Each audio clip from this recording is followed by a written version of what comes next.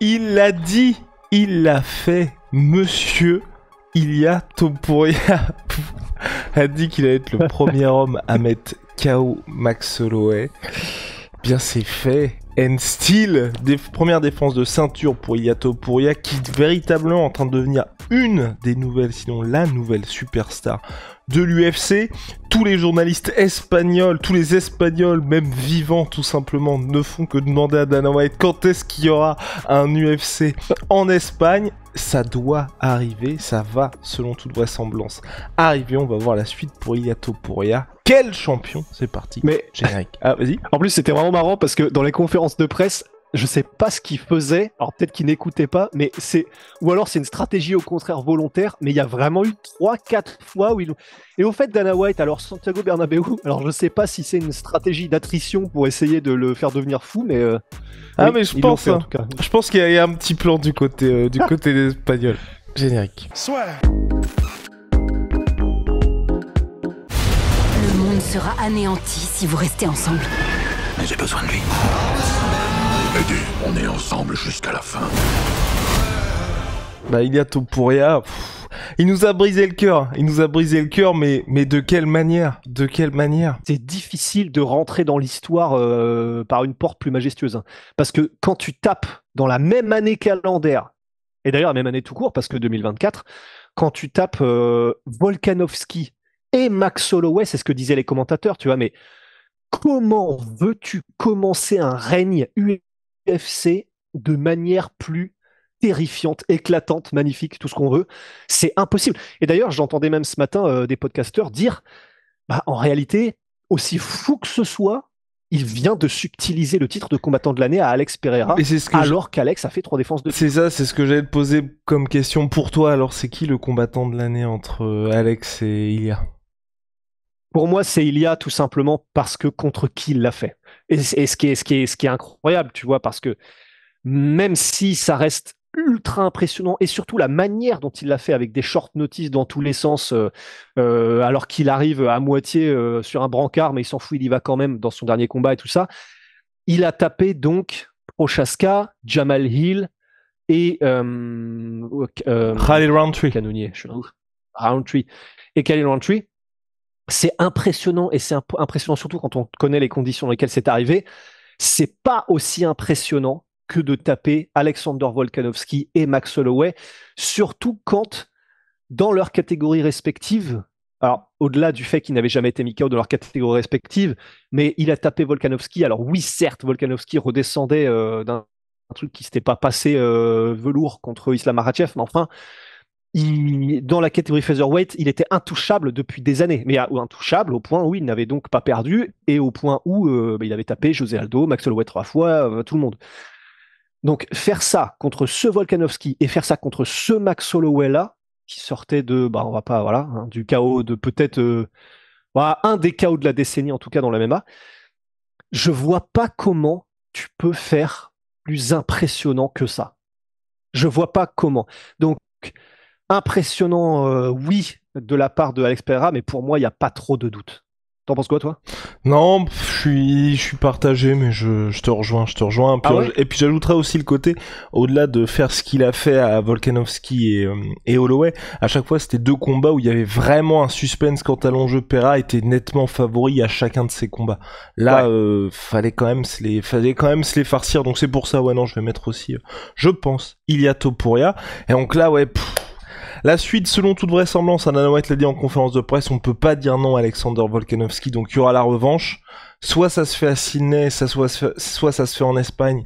Malheureusement pour nous, qui avons envie d'histoire, envie de moments exceptionnels, extraordinaires, l'UFC a déjà annoncé la date au mois de février à Sydney. Je pense que ça se fera donc en Australie. C'est dommage parce qu'on manque encore un truc, et surtout moi ce qui commence à me faire chier, c'est que bah bon, c'est pas comme si c'était plié contre Volkanovski, tu vois. Il y a un monde où Ilia Topuria perd, et du coup en Espagne, ça aura pas le même parfum. C'est un peu comme Cyril Francis Ngannou. Si Cyril gagne et qu'il revient et qu'il fait son premier combat en France, bah ça aurait été un truc de fou de faire Cyril Francis directement en France. Et c'est ça qui m'embête un peu, c'est quand l'UFC joue un peu la montre et que potentiellement ça peut pas se passer comme prévu. Bah, en conférence de presse, Dana White avait quand même l'air, quand les fameux journalistes espagnols lui ont fait, mais vraiment low kick sur low kick par rapport à l'UFC en Espagne, il avait quand même l'air d'être en mode Dana White, parce qu'il a prononcé ces mots. Là, il faut vraiment qu'on se magne pour essayer d'organiser ça. Alors les mecs lui disaient Santiago Bernabéu, Santiago Bernabéu. Bon, Dana White n'a pas dit oui, il n'a pas dit non, il a juste, on n'en sait rien les frères. Mais il a par contre dit effectivement, là, il faut qu'on arrive à faire un truc. Et d'une manière, on va voir, mais oui, ils ont loupé le coche avec Conor McGregor. Alors, ils ont fait des arènes, mais ils n'ont pas fait de stade ouvert, en tout cas. Ils n'ont pas fait de stade avec Conor McGregor, ils ont loupé le coche. Il y a cette sensation, effectivement, qu'avec Ilia Topuria, ils ont quand même vraiment envie de le faire. Je me souviens plus vraiment, tu vois, de quels étaient les mots choisis par Dana White à l'époque avec Conor McGregor. Je sais qu'à chaque fois, il évoquait la possibilité d'un stade, mais j'ai pas souvenir là de mémoire d'homme en tout cas, hein, comme ça à la va-vite, mais qu'il avait été aussi lui-même volontaire en mode il faut vraiment qu'on y arrive là, il faut qu'on se dépêche et il faut qu'on le fasse. Donc ça peut être bon signe. Alors ça reste de l'impalpable, hein, je suis d'accord, mais ça peut quand même être bon signe. Et parce que sinon, je suis d'accord avec toi. Alors déjà, premièrement, j'espère que je dis pas une énormité, hein, tu vois, mais moi je suis pas très hypé là en vrai pour Volkanovski 2. Je serais presque plus hypé qu'on attende un peu, qu'ils prennent soit Diego Lopez, soit un autre mec, mais Non, moi je suis pas très alors, hypé. alors hein. je suis pas très hypé non plus. Je te rejoins complètement. Mais Diego Lopez, pour moi, tu gagnes juste du temps. Je pense qu'aujourd'hui, Diego Lopez, on regarde qui l'a battu, malheureusement. T'as Ilia Topuria, Max Holloway, Volkanovski, ensuite t'as le reste de la catégorie. Diego Lopez, j'aimerais bien qu'il y ait un autre mec qui l'affronte, qui soit top, avant qu'on se dise Ouais. oui, il va avoir le title shot. Et Volkanovski, t'as quand même ce côté aussi pas condition particulièrement idéale lorsqu'il affronte Ilia Topuria. Là, il a vraiment pris le temps, tu vois, de se reposer et de revenir. Et à mon sens, tu vois, il mérite un peu d'avoir cette dernière chance. Et ensuite, on pourra vraiment tourner la page Volkanovski. En gros, pour moi, c'est un peu le moment pour le faire pour Volkanovski. Et puis ensuite, t'avances et tu commences à avoir d'autres contenders. Et ça permet. Et pour le coup, là où moi, où ça m'intéresse aussi, c'est de voir les ajustements qu'a fait Volkanovski. Pour moi, il mérite aussi d'avoir à nouveau sa chance à la ceinture. Et puis ça permet à un Diego Lopez, à je sais pas, Evloev, enfin tous ces gars-là, entre-temps d'avoir un combat supplémentaire contre un top de la KT pour justement, à mon sens, hein, être vraiment prétendant, clair, net, précis à la ceinture. Par exemple, je sais pas, tu fais Evloev, Yair Rodriguez, Diego Lopez contre Yair Rodriguez, et là, grâce à ça, tu deviens challenger ou enfin après à voir qui s'affronte, mais ce petit combat supplémentaire pour ensuite affronter Ilia Topuria. Voilà. C'est quand même marrant comme t'oublies, peut-être volontairement, je sais pas ce que t'as peut-être contre les Mexicains, que Yair Rodriguez sort d'une défaite contre Brian Ortega. Ah oui, non, c'est pour ça. Non, mais je dis par rapport à son classement. Oui. Par Non, rapport tu à les son détestes, classement. oui. Parce que Bah, Diego Lopez, enfin je sais pas, c'est pas que j'ai pas envie qu'il ait title shot, mais pour moi il manque un truc parce que t'as vraiment 3 monstres dans la catégorie et ensuite tous les mecs et ça revient aussi à ce que je dis souvent dans les différentes catégories, c'est tu hype un gars jusqu'à imaginons Diego Lopez il se fait torcher au premier round par Ilia Topuria, qu'est-ce qu'on fait en fait? Qu'est-ce qu'on fait après? ouais, c'est ça. C'est toujours ce truc là qui moi me saoule un peu. Bah, même si là, dans la situation dans laquelle on est, je sais qu'on ressort d'un échange verbal, en tout cas, entre Movsar Evloev et Lopez, où Lopez est en mode, bah mec, t'as laissé passer ta chance, va un petit peu te faire foutre quelque part maintenant. Mais je serais quand même d'avis de pouvoir réorganiser ce combat-là en vrai. Parce que là, comme ça, on sait. Et puis, il y a une espèce de demi-finale avant Topuria. Et tu fais ça sur le même événement, tu vois. Tu fais ça sur le même événement, voilà. comme Ouais, ça, c'est ça. clair qui est le prochain prétendant à la ceinture.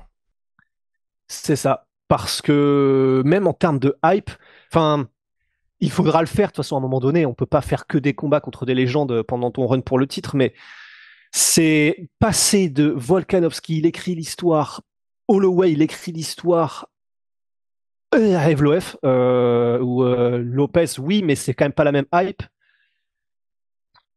Ce serait dur quand même. Il faut le faire, hein, je dis pas, c'est méritant, mais Et pareil, t'as ce côté Volkanovski, tu vois, j'ai vraiment envie aussi pour lui, s'il y a une fin de prime meilleures années de Volkanovski, que ce soit par Ilia Topuria, que tu termines, tu vois, cette glorieuse époque, plutôt que un mec, pas un peu random, mais aujourd'hui qui n'a pas ce statut de champion. Parce que ça fait toujours mal, ça fait toujours mal quand il y a des gars qu'on apprécie, qui nous ont fait rêver et qui commencent vraiment à descendre, mais c'est un peu moins difficile quand tu perds face à un mec qui est élite de chez élite. Et là, pour Volkanovski, tu vois un truc où toutes les conditions sont réunies, on sait que s'il perd, s'il se fait mettre KO cette fois, c'est que ça y est, c'est terminé. Et pas un truc où c'est fait à la va-vite, short notice, machin, mais non. Voilà. T'affrontes Ilya, là, il n'y a pas d'excuse, il n'y a pas de tu t'es pris un KO. Voilà. Les deux s'affrontent et puis on voit qui est le meilleur. Bah, et puis, j'ai envie de dire, parce que, bon, du regard de l'UFC, c'est clair que maintenant, je pense que, bien que Volkanovski soit anglophone, il préfère avoir Ilia Topuria en tant que champion. Je pense qu'il vendra plus, même si pour l'instant on n'a pas de chiffres et puis qu'on n'en aura probablement pas, mais je pense qu'il vend plus. C'est l'ouverture d'un nouveau marché, tout comme Conor McGregor l'avait été avec l'Irlande.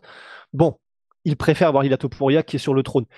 Mais l'avantage aussi, c'est que s'il y a donc revanche contre Volkanovski, il y a peu de chances, il y en a toujours, c'est du combat, mais peu de chances que Volkanovski termine Topuria, que ce soit au sol ou debout. Donc, pire des cas, si on exclut une finition, ça veut dire que c'est un combat disputé, mais dont il sort vainqueur Volkanovski. Ça fera chier, mais il perd pas non plus d'aura au maximum Ilia Topuria. Donc, tu fais un combat qui fera plus parler que les combats contre Lopez, contre Evloev ou contre que sais-je. Et parce que, en fait, Brian Ortega, en fait, on n'y pense même pas, mais parce que c'est injuste, hein, il a battu Yair Rodriguez qui était top 5. Il a battu Ilia Topuria qui était top 5. Mais c'est marrant, comme personne, et nous les premiers, n'avons envie de revoir Brian Ortega pour un titre, tellement ça fluctue ses performances. Et en fait, parce qu'il vient de se faire ouvrir par Diego Lopez aussi. Hein. Enfin... Mais je suis un ouf ou quoi, Ah, c'est pour ça que tu disais ça par rapport à Yair Rodriguez. Ah, je suis un malade. Ouais. J'étais resté sur le fait que c'était contre Danny Gay. Ah oui. Non, bah c'est vrai qu'il est revenu rapidement à l'UFC. C'était UFC Noche, ouais, contre Brian Ortega. Ouais. C'est pour ça que je faisais mon petit malin avec des petits sourires en coin insupportables en disant que tu détestes les Mexicains. En fait, c'est parce que je suis absolument infâme avec. Mais oui. Non, c'est pas ça. Ouais, bah d'accord, non, oui, dans ce cas-là, alors on oublie tout de suite cette parenthèse de Brian Ortega. Oui, bon, bah voilà, c'est bon. Donc Diego Lopez et donc Movsar Evloev. Et donc c'est un combat qui n'intéresserait pas de toute façon autant que ce qu'ils peuvent générer là. En allant en Australie, boum, ça remplit des petits stades. Ils en auraient pas forcément besoin parce qu'ils mettraient Adesanya probablement, mais enfin voilà quoi. Faut voir qui ils vont mettre parce que c'est le problème aussi à mon avis là de l'UFC actuellement, c'est que alors, enfin, je pense qu'il y a beaucoup d'endroits où ils veulent aller, mais t'as quand même des événements qu'ils ont signés où contractuellement ils sont obligés d'aller. Adesanya, à mon sens, tu peux pas le mettre main event aujourd'hui parce que tu peux pas mettre de ceinture BMF, hein, tu peux pas inventer un truc pour Adesanya et Adesanya c'est pas Conor McGregor où tu peux le mettre main event d'un pay-per-view, il y a pas de souci. Donc aujourd'hui, il serait forcément co-main. Robert Whittaker. Tu penses pas qu'on puisse mettre même une event d'un pay-per-view ? Je pense pas. Je pense qu'aujourd'hui, Adesanya, le fait qu'il soit plus champion, on verra, hein, mais à mon avis, l'UFC, ils le mettront pas main event. Je pense qu'il sera co-main event en 5 rounds, et il sera pas main event. Robert Whittaker, je pense que l'UFC attendait un peu de voir ce qui allait se passer, Robert Whittaker, Ramzat, et si Robert Whittaker gagnait, il était main event contre Dricus du Plessis en Australie.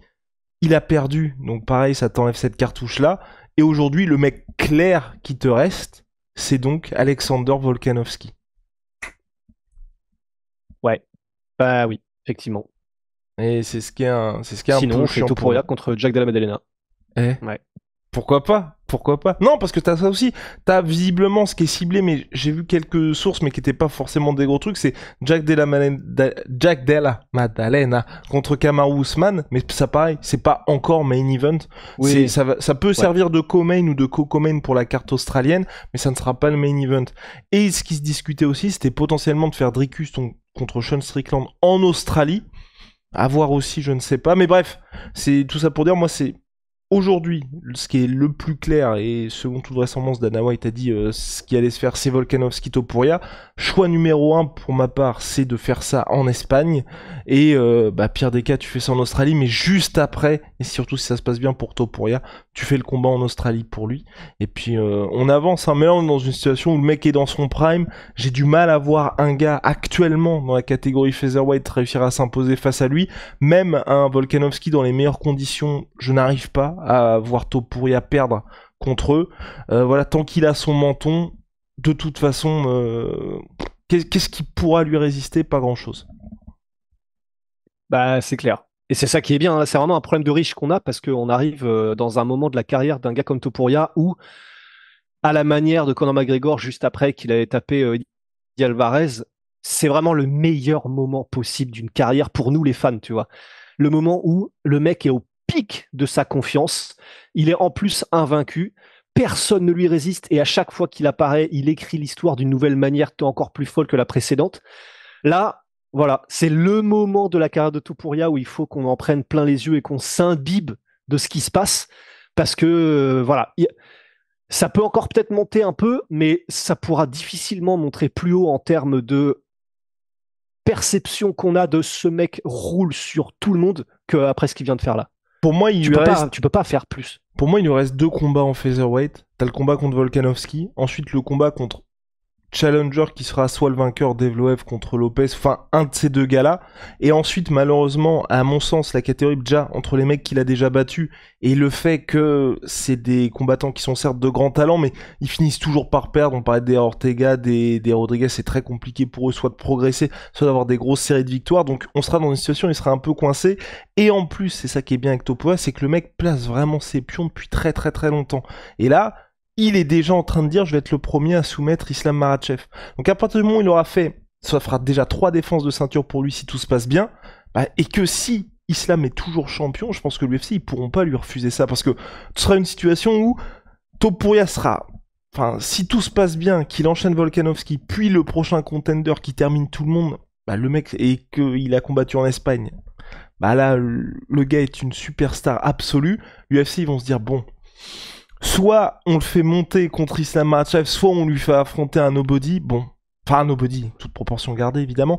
Et il n'y aura pas eu le temps, à mon sens, d'avoir un nouveau gros gars dans la catégorie. Je pense qu'ils feront ça. Et là, bon soit il redescend brutalement sur terre, soit il explose. Voilà. Et en plus, ce qui est bien, c'est que il est vraiment fort quand même Topuria parce que même contre Islam, il a mis des petites pièces au-delà de sportivement.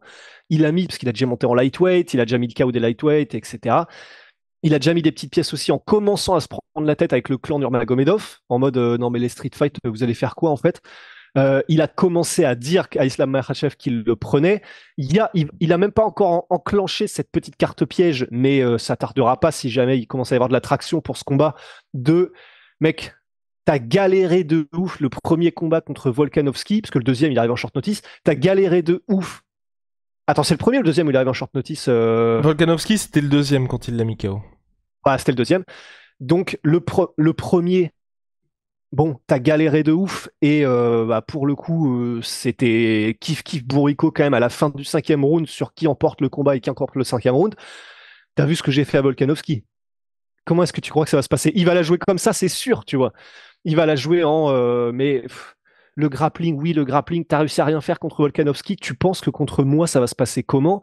Et puis quand ce sera debout, t'inquiète pas que j'arrive avec U-Boat 1 et U-Boat 2, ça va être magnifique, quoi. Ça va être magnifique, et si les deux continuent de gagner, ça va être énormissime, surtout s'ils le font genre là à Abu Dhabi. Parce que là, le nombre de supporters géorgiens et espagnols qu'il y avait, parce que c'est beaucoup plus facile d'aller à Abu Dhabi que d'aller à Vegas, ça va être stylé, hein. Ce serait stylé, quoi. Non, c'est pour ça. C'est pour ça que si tout se passe bien pour Ilia Topuria, ça peut être incroyable.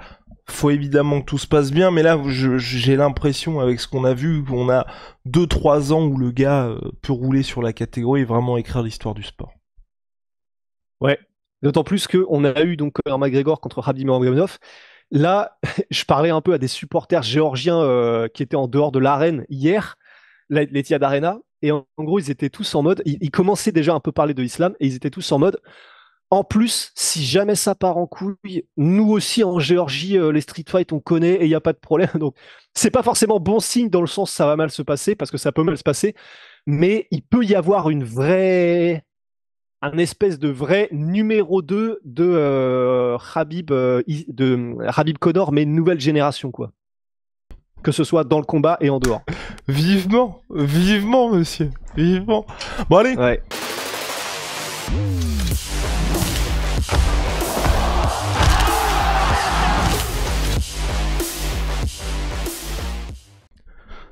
Shout out. My sweet pea, les gars. My sweet protein, moins 30% minimum. Hop là, regarde. Surtout, my protein avec le code la sueur. Puis Oli révolution dans les boissons énergisantes. Ils font des thés glacés, boissons de réhydratation aussi. Plein de saveurs. C'est en poudre. C'est disponible sur leur site. Code la sueur 5, moins 5 € pour votre première commande.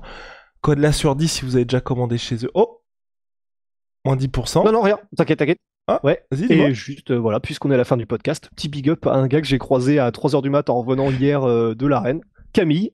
On a discuté comme ça au calme, qui venait de Marseille, qui avait fait signer son poster par tous les combattants.